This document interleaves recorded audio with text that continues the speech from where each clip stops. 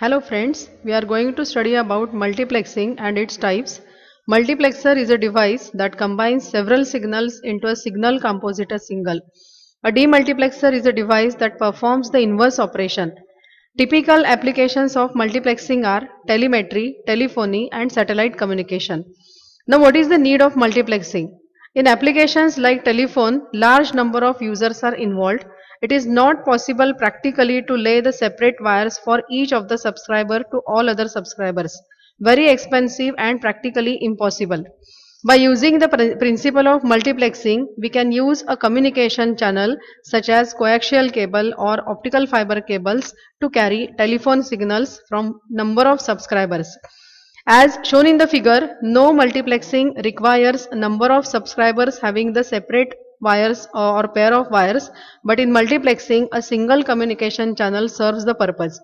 Now we'll go for the whatever categories of multiplexing. It is having majority the two types, that is analog and digital. Under analog, the two more techniques are frequency division multiplexing and wavelength division multiplexing. And for digital, we are having time division multiplexing.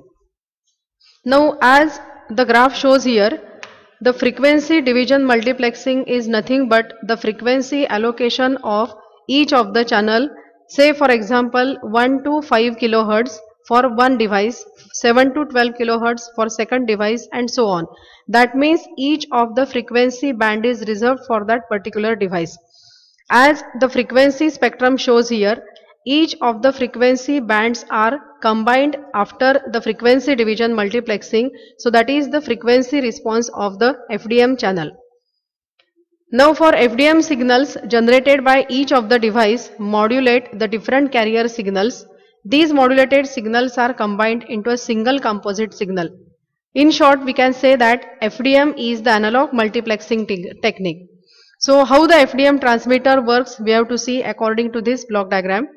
The signal of channel 1 is given to modulator 1, signal of channel 2 is given to modulator 2 and so on.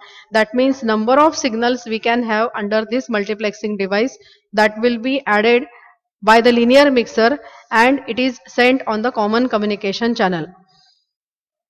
For the FDM transmitter, the number of telephone channels are giving you the number of different signals. Those are multiplexed together and sent on a sending common communication channel here. Now the part of receiver is, for FDM receiver, the common communication channel will give the FDM, that is the multiplex signal, which is to be separated by different bandpass filters. Each of the bandpass filtered signal is demodulated by different demodulators because these are having different carrier frequencies, and finally we'll get the signal 1, signal 2, whatever the sent signal at the transmitter we are receiving it.